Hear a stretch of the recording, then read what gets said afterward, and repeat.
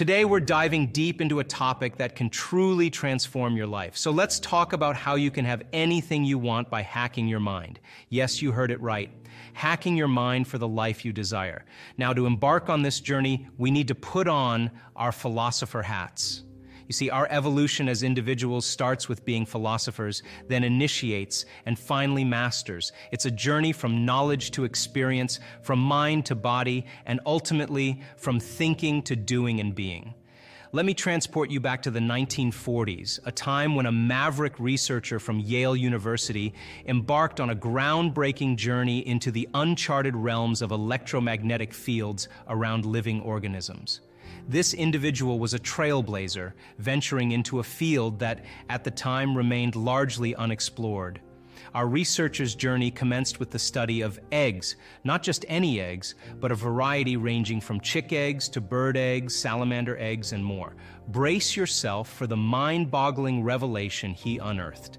Every single time, without exception, there was a positive charge where the head was and a negative charge where the tail lay.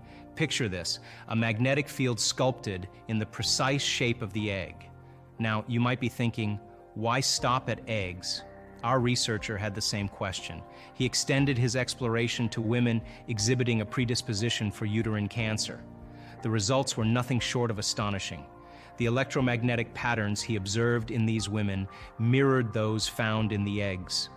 A positive charge aligned with the head and a negative charge with the tail. What's more intriguing is that every woman with a specific field pattern also had the corresponding cancer manifesting in her body. But here's where it gets even more intriguing. A subset of these women exhibited the field pattern, but hadn't yet developed cancer. It was as if the field held the blueprint, predicting the future development of the disease. The key revelation here was profound. It wasn't a one-way street with matter emitting a field. Instead, it was the field itself that orchestrated the creation of matter. Change the field, and you wield the power to alter matter itself. Let me illustrate this with a compelling experiment. They took a group of great healers and asked them to focus on a vial of DNA, intending to see it wind or unwind. Surprisingly, intention alone did nothing to change the DNA. Then came the magic moment. They were asked to open their hearts, generate elevated emotions like gratitude, and radiate that feeling into the field. But guess what? Emotion alone didn't change the DNA either. The breakthrough happened when they combined both, seeing the DNA unwind with intention and feeling the emotions as if it had already happened. The result, over 20% of the DNA unwound at a remote location. Thoughts, the electrical charge, and feelings, the magnetic charge, together create an electromagnetic signature influencing every atom in your life. Now, hold on to your hats because here's the key. It's not just about any field, it has to be coherent. Picture coherence as the magical ingredient that makes everything fall into sync. We're not just talking about any synchronization, we're talking about creating coherence in your brain and heart. Why does this matter so much? Well, let's break it down. When you engage in practices to create brain coherence, you're essentially training your brain to operate in harmony. This isn't just some abstract idea. It's a measurable phenomenon. We can actually observe this harmony in action. Now, let's focus on the heart. Not just the organ that pumps blood, but a powerful center of energy. When you consciously shift your emotions, let's say from resentment to joy, something extraordinary happens. Your heart responds by producing a magnetic field, not just any field, a measurable field that extends up to 3 meters wide. Imagine that, your heart generating a magnetic field with a reach beyond your physical body. This magnetic field is more than a mere ripple in space. It's a carrier of information. What kind of information, you ask? Your thoughts and your intent. Yes, your heart becomes a broadcasting station, emitting the frequencies of your inner world. Why do we put so much emphasis on coherence? Coherence is like the rhythm in a dance, the synchronized beats that make everything flow seamlessly. It's the symphony of your brain and heart working together in perfect harmony. Now let's dive into the science of stress. When life puts you in the ring of stress, triggering the fight or flight response, your brain jumps into action at a fast frequency. It's like a whirlwind of thoughts and reactions, each trying to outpace the other. But here's the game changer: creating coherence. When you consciously slow down this high-frequency brain dance, something profound happens. You connect with a larger field, a field beyond the chaotic whirlwind of stress. It's like tapping into the universal flow where everything is interconnected. Ever been stressed and felt like your brain is in overdrive, controlling and predicting everything? Well, in those moments, your brain is dancing to a tune called high beta brainwaves. It's like your brain is on a super fast track, dealing with all the stress hormones, making you want to control every little thing in your life. Here's the exciting part: you're not stuck in this fast-paced brain dance. Neuroplasticity, the brain's ability to reorganize itself, tells us that change is possible. So when you start thinking about who you want to be, something magical happens in your brain. Your frontal lobe, the thinking cap of your brain, starts pulling in different networks of neurons. It's like your brain is saying, hey, let's create a new understanding here. This new understanding is your intention, a clear picture of who you want to become. And guess what? This simple act begins the transformation of your brain. As you learn new things and gain experiences, your brain gets busy making new connections. It's like adding new roads to your mental map. Now, here's where it gets fascinating. Mentally rehearsing, imagining yourself as that person you want to be, installs the neurological hardware. It's like turning your brain into a GPS for the future, mapping out the path to your desired destination. Your brain becomes a software program running on the hardware you installed. Suddenly, you find yourself thinking like a genius and acting like a happy person, all because you took the time to shape your brain's architecture with intention and positive mental rehearsals. It's like giving your brain a software upgrade. Voila. Now let's talk about time, the past, the future, and the transformative power of the present. To truly change, you need to go beyond the usual suspects: your environment, your emotions, and even time itself.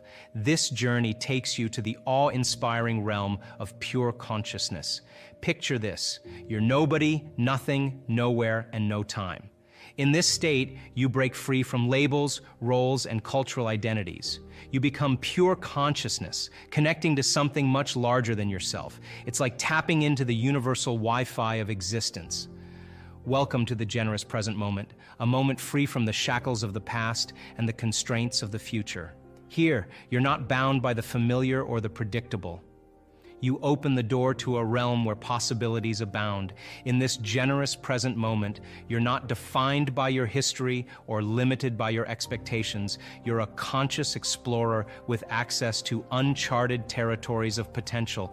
It's in this state that you transcend the boundaries of ordinary existence and step into a reality where new possibilities unfold before you. So the secret to having anything you want lies in hacking your mind, in combining clear intention with elevated emotion. It's about creating coherence, changing your electromagnetic field, and ultimately changing your life. So for me personally, I want to execute and be defined by a vision of the future instead of the memories of the past. So most people's brains are organized to reflect everything they know in their life. Their brain is a record of the past. And if you feel the same way every single day, and feelings and emotions are the end product of past experiences, it means, number one, nothing new is happening in your life, and number two, those emotions are keeping you anchored to the past. If thoughts are the language of the brain, and feelings are the language of the body, and how you think and how you feel creates a state of being, most people are literally, biologically, neurologically, chemically, genetically, and even quantum-wise connected to a past.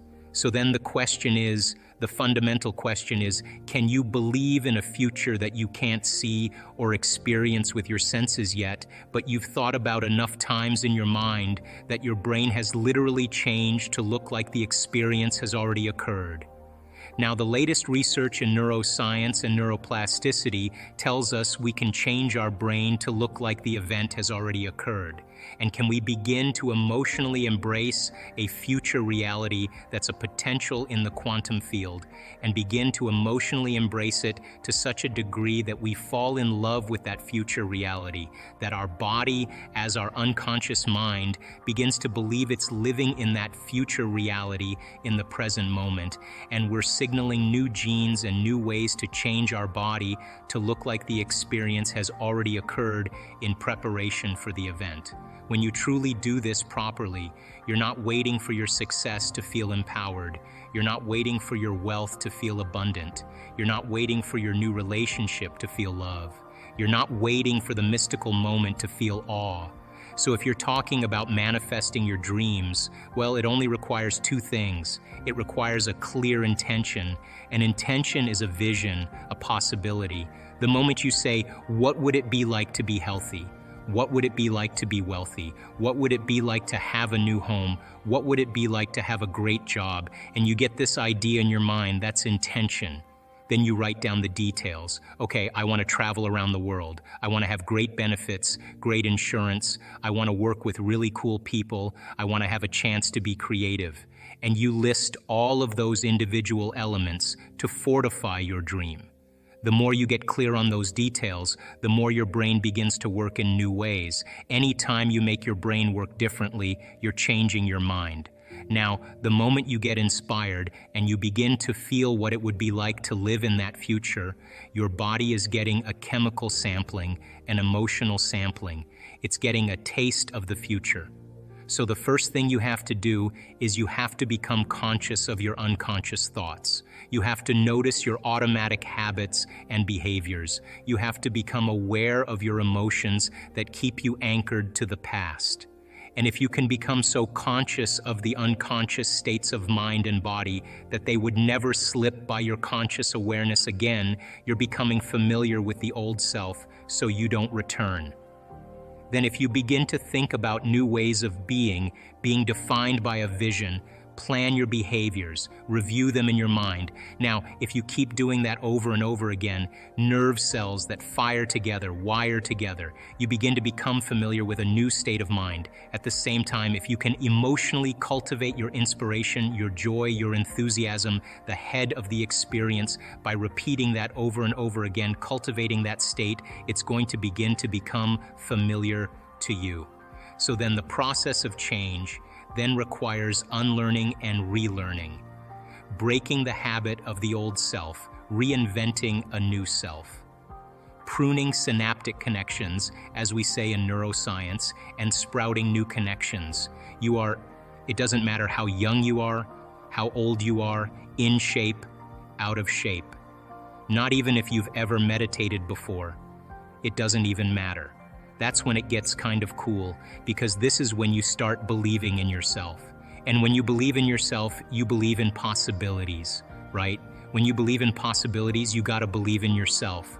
People are waking up and going, wow, it doesn't matter your skin color, it doesn't matter how rich you are, it doesn't matter how healthy you are, it doesn't matter how young you are, how old you are, in shape, out of shape. Not even if you've ever meditated before, it doesn't even matter. It's a formula.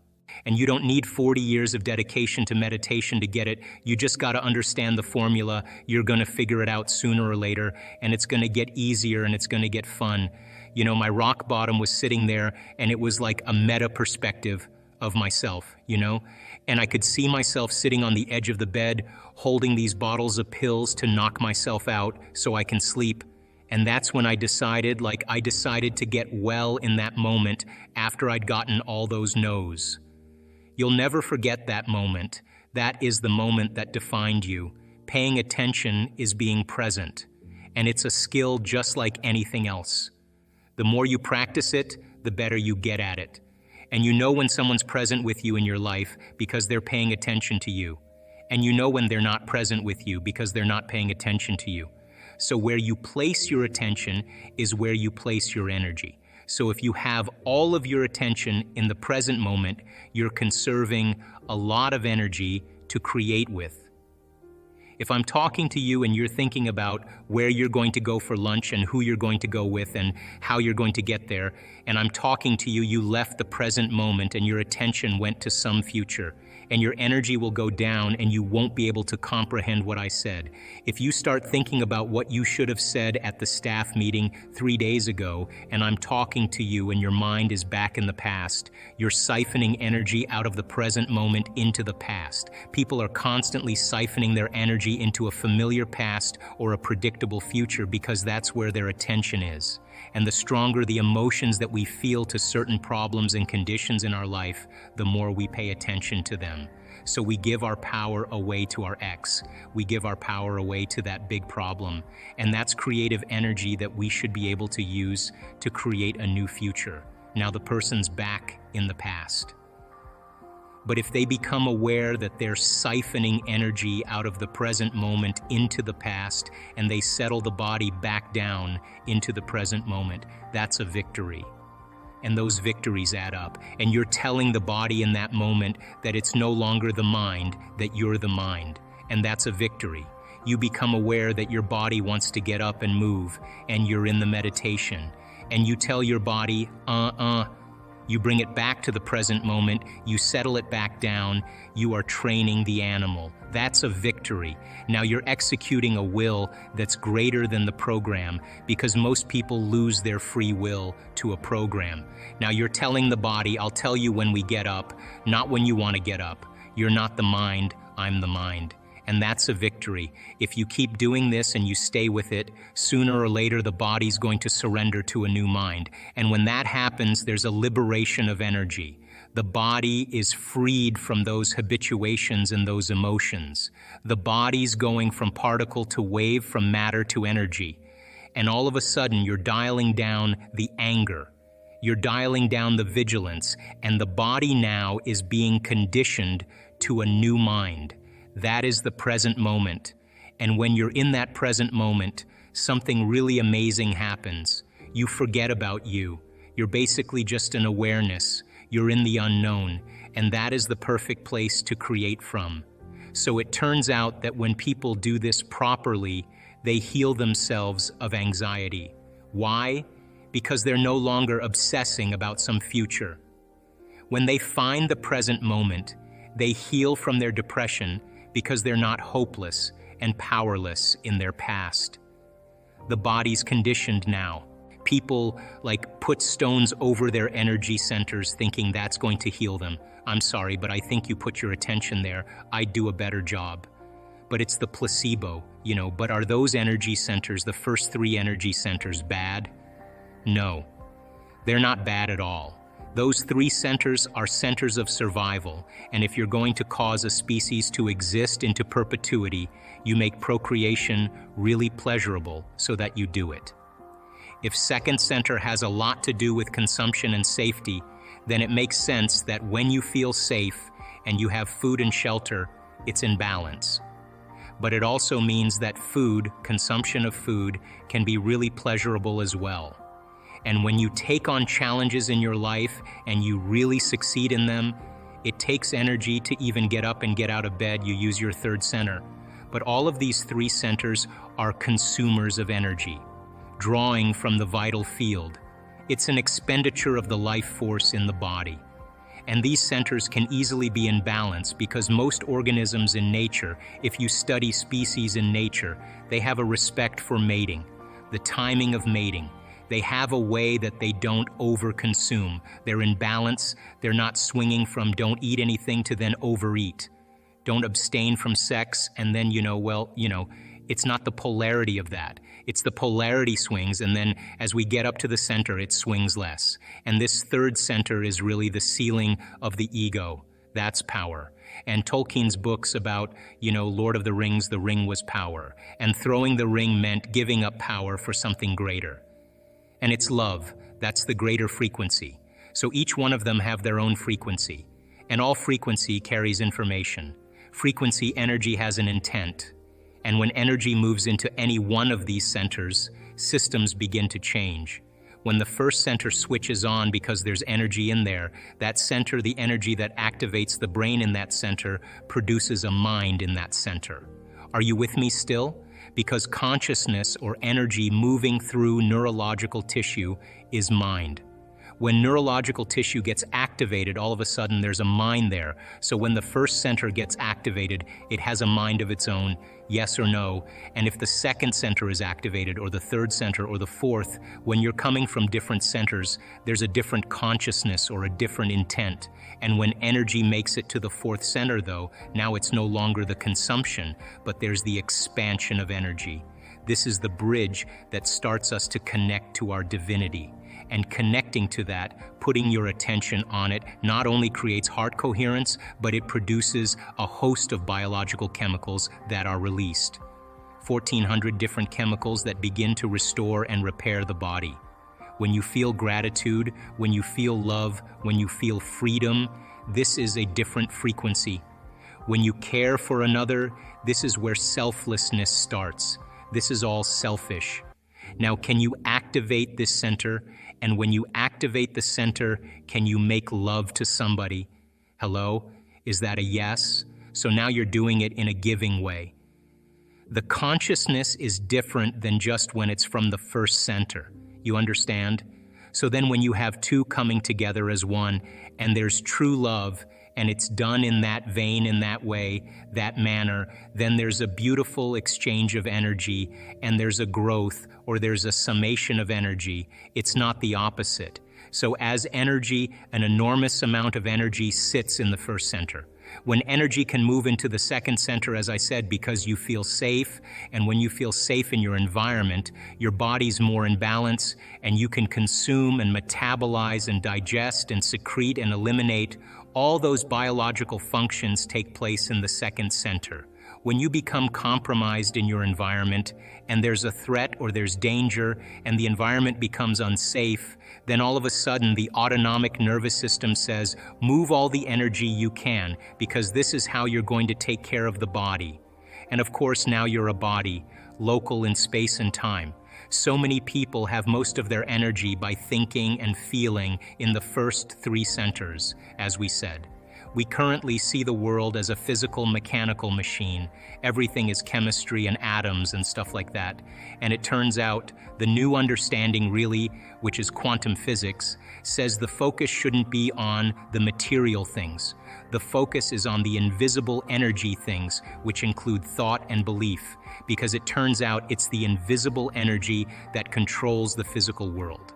And this is what quantum physics talk about. They talk about what they call the field.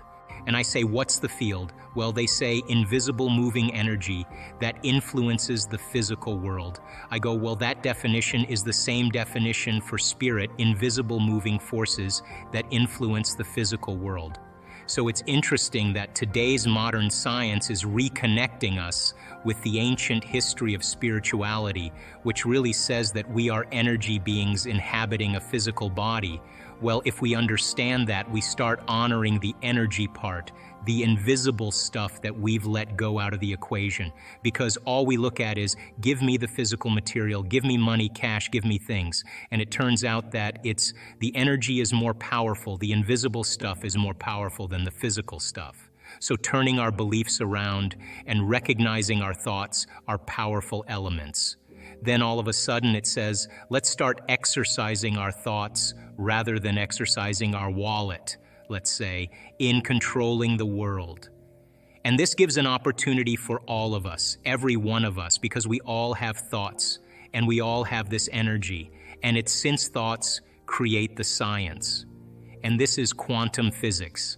They talk about that it's consciousness that creates the world. And so we all have to start recognizing we all are conscious, and all collectively our consciousness can change the world. So when you have a lot of people out there saying, oh my God, the world's out of control, I say, yeah, but all you need is a lot of people who know that to say, let's consciously create the different world. And then we're not held victim of the world that we're in, because we can manifest the world that we want. And that's why I get so excited by all the viewers out there, because each viewer out there represents another consciousness that with all the other consciousness can change the world. And this is what the evolution is all about. What we're facing is an evolution, not a physical evolution. It's how we relate to each other with our consciousness. So we're all coming together in one giant consciousness called humanity. And this is the evolution we're facing. You were explaining in your lecture yesterday that we were going from a church-based very much model to then, oh, now science is giving us the truth. Well, the science has been doing that for 150 years. So we left the church-based model of a spiritual world, entered into the science-based model of a physical world. We played both of those worlds now. And what's the evolution? The evolution says both of those worlds collectively make the world. So it's not just spiritual, it's not just material. You have to bring both of them together. And so now that we travel through the spiritual part of the world with the church running the world, and then the material with the science running the world, we're coming to a closure that says to understand the world, you have to invoke both the spirit and the matter. And that's why consciousness, when I talk about spirit, is that really our consciousness, our energy, our thoughts. It's not physical, it's energy. And yet science now tells us those thoughts are shaping the physical world. So we can change the world we live in by just changing our thoughts. But that means changing the programming, which is in the subconscious. You're saying that 95% of things that happen in our life are coming from the subconscious. Yeah. And that's the part that people have to wake up to, because a lot of people think, oh, look, my desire is to be successful, have a great relationship, have a great job. I want all these things, and now I go out in the world and it's like I'm not getting there. I'm not making it. And they get frustrated and they say, well, it's not me because my intention is to be successful and I'm not being successful, so it must be the world is against me. And then now all of a sudden I'm a victim of like, well, this is not the world I wanted. And it turns out, no, it's not the world your conscious mind wanted, but it's the world your subconscious mind has been programmed to create.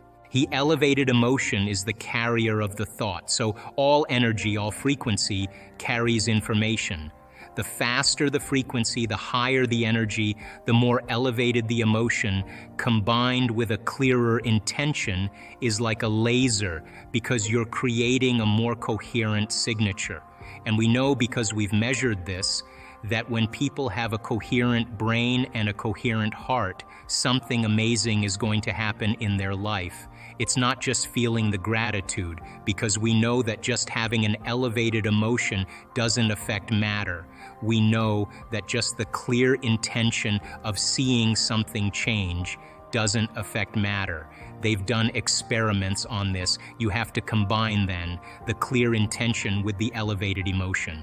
The emotion is the energy, the frequency, the carrier of the thought. The thought is the intent, it is the direction, it is the specific field, frequency. So it's like tuning a radio dial. So if it's all about vibration, it's all about energy. When there's a vibrational match between your energy and that potential that exists in the quantum field, when there's a vibrational match, it's going to find you. Intention is getting clear on what you want. So let's say you want a new home. Let's say you want a beautiful garden.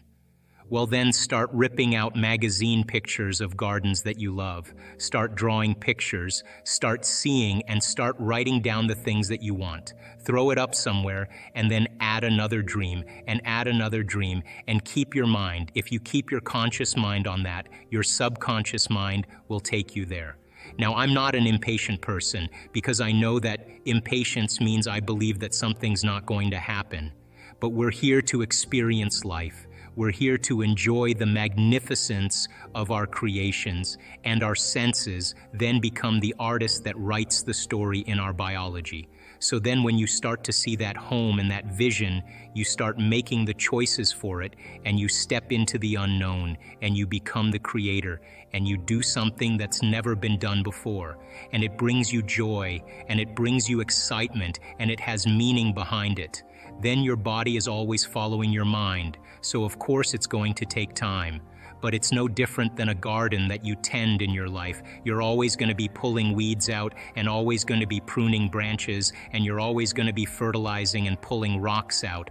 But that's the joy of the creation, because you get to eat the fruit of your own creation. So then our senses should be the last to experience what our mind has created. So the intention then represents all the details, but all the details can be summarized in a symbol, a letter, a picture, one picture. And you know that that picture means all of those things because you reviewed all of those things. So if you hold the picture, you hold the symbol, you hold the dream house, you hold the dream garden, but you don't say, oh, when this dream garden comes, then I'm going to be happy. You say, I am, the thought I'm having is the experience, and the experience then produces the emotion. And once the emotion begins to occur, now your brain and body are in the future instead of in the past. Once you start opening your heart, it begins to move into coherence. It begins to produce a measurable magnetic field up to 3 meters wide. Now that's frequency, that's energy. And all that energy, that frequency carries information, carries an intent. So then when you're feeling gratitude and your heart is open, you're broadcasting energy into the field. A frequency, you lay the intent of the thought of your health or your wealth. That frequency can carry the thought of your wealth. It can carry the thought of your health. If you're suffering, you can't. Suffering does not carry. That energy does not carry the thought of your wealth. It carries a different set of thoughts. If you're going to believe in that future that you're imagining with all of your heart, it better be open and activated, and you better know how to self-regulate.